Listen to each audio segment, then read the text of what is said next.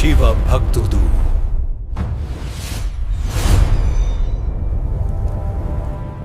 ఈ వీడియోలో మీరు తెలుసుకునే ముఖ్యాంశాలు: శివుడు నారాయణ ద్వారా ఆహ్వానాలు పంపించుట, కైలాసానికి విష్ణువు బ్రహ్మల రాక సకుటుంబంగా, ఇంద్రుడు అష్టదిక్పాలకులు ఐరావతంపై రాక, శివగణాలు ఆహ్వానం, భూతాలు దయ్యాలు సంబరాలు, ఋషుల సిద్ధులు యక్షులు రాక, కైలాసంలో పెళ్లి కొడుకు శివుని కోసం ఎదురు చూపులు.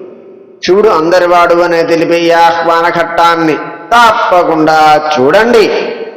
అలాగే నా ఛానల్ను సబ్స్క్రైబ్ చేసుకోండి, లైక్ చేయటం మాత్రం మర్చిపోమాకండి. వాగర్థావివ సంపృత్తౌ వాగర్థ ప్రతిపత్తయే జగతః పితరౌ వందే పార్వతీ పరమేశ్వరౌ.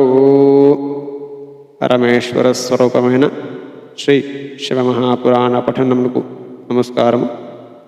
ఇక ఈ వీడియోలో శంకరుడు వివాహానికి అందరినీ ఆహ్వానించడానే ఘట్టం గురించి తెలుసుకుందాం. సూతుడు తదనంతర వృత్తాంతాన్ని మనకిలా చెబుతూ ఇలా అంటున్నాడట: ఈ శివకళ్యాణ ఘట్టాన్ని బ్రహ్మదేవుడు తన కుమారుడైన నారదుడికి చెబుతున్నట్టుగా తెలుసుకుందాం అని అన్నాడట. నారదుడు బ్రహ్మదేవునితో, ఓ విధి తండ్రి, మహాప్రాజ్ఞ, విష్ణు శిష్య, నీకు నమస్కారం. ఓ దయానిధి, నువ్వు నాకు అద్భుతమైన గాథను వినిపించాలి. ఇప్పుడు చంద్రశేఖరుని సుమంగళకరమైన సమస్త పాపరాశులను నశింపజేసే వివాహ వృత్తాంతమును గురించి తెలుసుకోవాలనుకుంటున్నాను. మంగళ పత్రికను తీసుకున్న మహాదేవుడు ఏమి చేశాడు? శంకరునికి సంబంధించిన దివ్యగాథను నాకు వినిపించు అన్నాడట నారద మహర్షి తన తండ్రి అయిన బ్రహ్మగారితో. బ్రహ్మదేవుడు నారద మహర్షితో ఇలా అంటున్నాడట: వత్స, మహాప్రాజ్ఞ, శంకరుని యొక్క పరమకీర్తిని విను. శంకరుడు మంగళపత్రికను ఆనందంగా స్వీకరించాడు. సంతోషించిన అంతరంగంతో చిరునవ్వు కూడా నవ్వాడు. పత్రిక తెచ్చిన వారిని సత్కరించాడు. ఆ పత్రికను యథావిధిగా చదివించి తాను తీసుకున్నాడు. చదివిన వారిని సత్కరించి పంపించాడు శంకరుడు. సప్తఋషులతో శుభకార్యమును చక్కగా నిర్వహించారు. ఈ వివాహము నాకు అంగీకారమే, నా వివాహానికి తప్పక రండి అని చెప్పాడట శంకరుడు సప్తఋషులతో. శంకరుని మాట విన్న సప్తఋషులు మిక్కిలి సంతోషించారు. వారంతా శంకరునికి నమస్కరించి ప్రదక్షిణము చేసి తమకు కలిగిన గొప్ప అదృష్టమును పొగుడుకుంటూ వారి నివాసాలకు వారు వెళ్ళిపోయారట. ఆ తరువాత గొప్ప లీలను ప్రదర్శించే ఆ దేవదేవుడైన శంభుడు వెంటనే నిన్ను అనగా నారదుడిని తలుచుకున్నాడు. నువ్వు మిక్కిలి ఆనందంతో నీకు వచ్చిన గొప్ప దృష్టాన్ని మెచ్చుకుంటూ వచ్చి చేతులు జోడించి వినయము నిండిన మనస్సుతో తలవంచుకుని నమస్కరించావు. నువ్వు అనేక సార్లు జయశబ్దములను పలుకుతూ స్తోత్రము కూడా చేశావు. శంభుని ఆదేశాన్ని ప్రార్థించావు. నీ అదృష్టాన్ని పదే పదే తలుచుకుంటూ శుభప్రదమైన మాటలతో ఆనందాన్ని కలిగిస్తూ నీతో ఈ విధంగా అన్నాడు శంకరుడు: ఓ మరి శ్రేష్ఠ, నేను నీకు చెబుతాను, నువ్వు ఇప్పుడు ప్రీతితో విను అన్నాడట శంకరుడు. నువ్వు భక్తులలో అందరికీ అగ్రగణ్యుడవి, నాకు ప్రియమైన వాడివి, కనుకనే నీకు చెబుతున్నాను. పార్వతీదేవి నీ ఆదేశంతోనే గొప్ప తపస్సు చేసింది. నేను ఆమె తపస్సుకు సంతోషించి ఆమెను వివాహం చేసుకుంటానని వరం కూడా ఇచ్చాను. భక్తుల భక్తికి వశుడనయ్యే నేను ఆమెను వివాహం ఆడతాను. ఈ పనిని సప్తఋషులు సాధించుకుని వచ్చారు. వారు వివాహ లగ్నము కూడా నిశ్చయించారు. ఓ నారద, ఈ రోజు నుండి 7వ రోజున వివాహము సంపన్నమవుతోంది. వివాహ ముహూర్తం వస్తోంది. నేను లోకాచారం అనుసరించి గొప్ప ఉత్సవం చేస్తాను అన్నాడు శంకరుడు. శంకరుని మాట విన్న నువ్వు అనగా నారదుడు ప్రసన్నమైన మనస్సుతో ఆ ప్రభువుకు నమస్కరించి ఈ విధంగా అన్నావు: ఇది నీ వ్రతము. నువ్వు భక్తులకు అధీనమై ఉంటావు స్వామి. పార్వతి యొక్క మనసులోని కోరికను తీర్చి నువ్వు చాలా మంచి పని చేశావు. ఓ ప్రభు, నన్ను నీ సేవకునుగా తెలుసుకొని నేను చేయదగిన పని ఏమిటో చేయదగిన పని ఏమిటో చెప్పి నన్ను ఉపయోగించుకోండి. నా యందు దయ చూపించు, నీకు నమస్కరిస్తున్నాను అని అన్నాడట నారదుడు. అప్పుడు భక్తవత్సలుడైన ప్రసన్నమైన మనస్సును కలిగిన శంకరుడు నీతో ఆదరపూర్వకంగా ఈ విధంగా అన్నాడు: ఓ ముని, విష్ణువు మొదలైన దేవతలను, మునులను, సిద్ధులను, ఇతరులందరినీ కూడా నా మాటగా చెప్పి తప్పనిసరిగా ఈ వివాహానికి రమ్మని ఆహ్వానించు. నువ్వు నా మాటనే శాసనంగా భావించి ఆదరంతో ఉత్సాహవంతులై సమస్త శోభలతో ప్రకాశిస్తూ భార్యాపుత్రులతో పరివారంతో సహా అందరూ ప్రేమతో తప్పక వస్తారు. దేవతలు మొదలైన వారెవరైనా సరే నా వివాహానికి కాకపోతే వారిని నేను నా వారుగా భావించలేనని చెప్పు అని అన్నాడు శంకరుడు.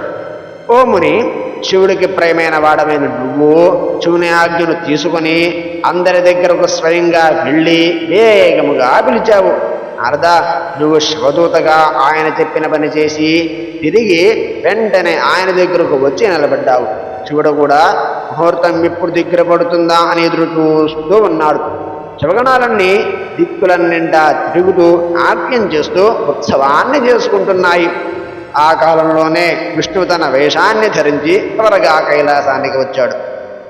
విష్ణువు భార్యతోనూ గణములతోనూ కలిసి శివుడికి ఆనందంతో పరిపూర్ణమైన భక్తితో నమస్కరించి ఆయన ఆజ్ఞను పొంది చక్కని ప్రదేశంలో ఆనందంతో నిండిన మనస్సుతో నివసించి ఉన్నాడు, నిలబడి ఉన్నాడట.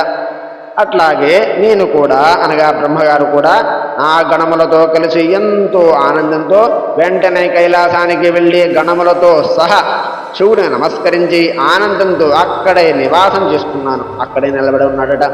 ఇంద్రుడు మొదలైన లోకపాలకులందరూ చక్కగా అలంకరించుకొని తమ భార్యలతోనూ పరివారాలతోనూ కలిసి ఎంతో ఉత్సాహంతో వచ్చేశారట.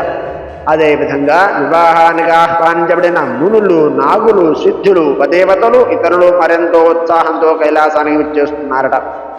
అప్పుడు మహేశ్వరుడు అక్కడకు వచ్చి దేవతలు మొదలైన వారందరికీ వ్యక్తిగతంగా ఆనందంతో సత్కరించాడట. తరువాత కైలాసంలో అత్యద్భుతమైన గొప్ప ఉత్సవమే జరిగిందట. ఆ సమయంలో దేవతా స్త్రీలంతా ఉచిత రీతిలో నాట్యము మొదలైన వాటిని కూడా చేస్తూ ఉన్నారట. ఆ సమయంలో అక్కడకు వచ్చిన విష్ణువు మొదలైన దేవతలంతా శంకరుని వివాహయాత్ర సుసంపన్నం చేయడం కోసం అక్కడే నివసించి ఉన్నారట. ఆ 7 రోజులు శివుని చేత ఆజ్ఞాపించబడిన వారంతా శివకార్యమునంతటినీ తమ స్వకార్యంగా భావించి శివుని కూడా సేవించి ఉన్నారట.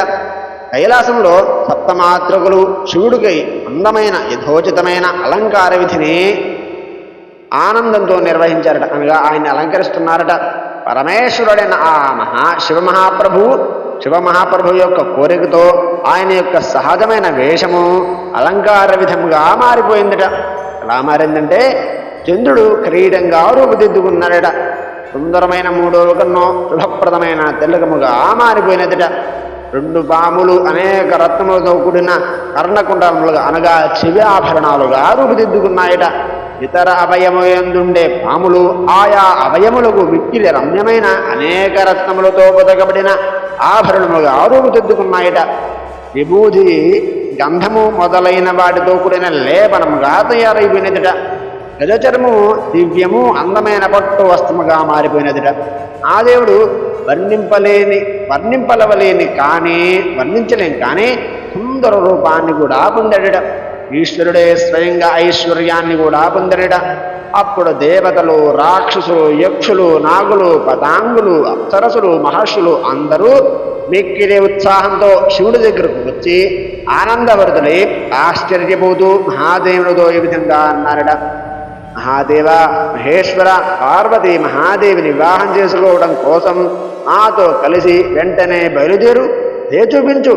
అప్పుడు జ్ఞానము చేత సంతృప్తి పడిన విష్ణువు భక్తితో శంభునికి నమస్కరించి సందర్భానికి తగినట్టుగా ఇతరలంపోయిన మాటలతో ఈ విధంగా పలిగారట. విష్ణుమూర్తి పలుకుతున్నాడట. దేవదేవ, మహాదేవ, శరణు వేడిన వారి పట్ల నీకు ప్రేమాభిమానాలు చాలా ఎక్కువ కదా. నువ్వు నీ భక్తుల కార్యములను చక్కబెడతావు కదా. ఓ ప్రభు, నా విన్నపము వినండి. శంభో, శంకర, నువ్వు పార్వతీ గృహసూత్రములతో చెప్పిన విధముగా అనుసరించి వివాహం చేసుకోవాలి.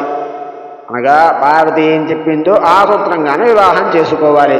ఓ హర, నువ్వు వివాహ విధిని పాటిస్తే లోకమంతటా ఆ విధి ఖ్యాతి పొందుతుంది. ఓ నాథ, వారి కుల ధర్మాన్ని అనుసరించి మండపమును స్థాపించాలి. దీనిలో నాంది ముఖములను ప్రీతిపూర్వకంగా అనుష్ఠించాలి. ఆ విధంగా చేసి లోకంలోనే కీర్తిని విస్తరింపజేయి అన్నాడట విష్ణుమూర్తి. లోకాచారం నందు శ్రద్ధ గల మహాదేవుడు విష్ణువు చెప్పిన ప్రకారముగా యథావిధిగా ఆయా కర్మలను నిర్వహించాడు. ఆయన చేత వినియోగించబడిన నేను అనగా బ్రహ్మగారు మునులతో కలిసి అక్కడ భూదేముకు తగిన అన్ని కర్మలను ప్రేమపూర్వకంగా చేశారట. కశ్యపుడు, అత్రి, వశిష్ఠుడు, గౌతముడు, భాగరి, గురుడు, కన్వుడు, బృహస్పతి, శక్తి, జమదగ్ని, పరాశరుడు, మార్కండేయుడు, శీలపాకుడు, అరుణపాలుడు, అకృతశనుడు, అగస్త్యుడు, చవస్యుడు, శవనుడు, గర్గుడు, శీలాదుడు అక్కడ కూడా వచ్చారట. దధీచి, ఉపమన్యువు, భారద్వాజుడు, అకృతవర్ణుడు, పిప్పలాదుడు, కుశకుడు, కౌత్సుడు, వ్యాసుడు అతడి శిష్యులు, మరెందరో ఋషులు శివుడి దగ్గర కూడా వచ్చారట. వారంతా బ్రహ్మగారి ప్రేరణతో అక్కడ వైవాహిక కర్మను యథావిధిగా నిర్వర్తించారట. వేదాంగవేత్తలైన వారంతా మహేషునకు వేదోక్త విధానంతో పవిత్ర వివాహ కర్మకు మంగళమును కలిగించే రక్షాబంధన కార్యక్రమం నిర్వర్తించారట. ఆ ఋషులందరూ ఋగ్యజుస్సామ వేదములందలి సూక్తములను ఇతరములైన వివిధ ఆశీర్వచనాలను పఠించి ప్రేమతో విస్తృతంగా మంగళ శాసనాలను కూడా చేశారట. వారు శంభుని చేత గృహపూజను ఆనందంతో చేయించారు. విఘ్నములను నివారించడం కోసం మండపమును స్థాపించి దానియందు దేవతలందరినీ ఆరాధించారట. అప్పుడు శివుడు లౌకిక వైదిక కర్మలన్నిటినీ యథాయోగ్యంగా చేసి ఆ బ్రాహ్మణుడు అనగా చేసిన వారందరి బ్రాహ్మణులకు ఆనందంతో సత్కరించాడట. అప్పుడు సర్వేశ్వరుడైన శివుడు బ్రాహ్మణులను దేవతలను బుద్ధించుకొని పర్వతరాజమైన ఆ కైలాసం నుండి ఆనందంతో బయలుదేరాడట. అనేక లీలను చూపించే ఆ శంభుడు ఆనందంతో నిండిపోయి దేవతలతో ఋషులతో కలిసి కైలాస పర్వతం బయట నిలబడ్డాడట. అప్పుడు దేవతలు అక్కడ మహేషుని సంతోషం కోసం గాన వాద్య నృత్యములతో అలరారే ఒక గొప్ప ఉత్సవాన్ని చేశారట. హరి ఓం తత్సతు. ఇంతటితో శంకరుడు వివాహానికి అందరినీ ఆహ్వానించడనే ఘట్టం పరిసమాప్తి. రేపటి వీడియోలో శివుడు కైలాసం నుండి బయలుదేరుట అనే ఘట్టం గురించి తెలుసుకుందాం. స్వస్తి. ఇప్పటి వరకు చూసిన ప్రతి ఒక్కరికి ధన్యవాదాలు. ఇలాంటి అద్భుతమైన వీడియోల కోసం ఇప్పుడు శివభక్తుడు ఛానల్ని సబ్స్క్రైబ్ చేసుకోండి.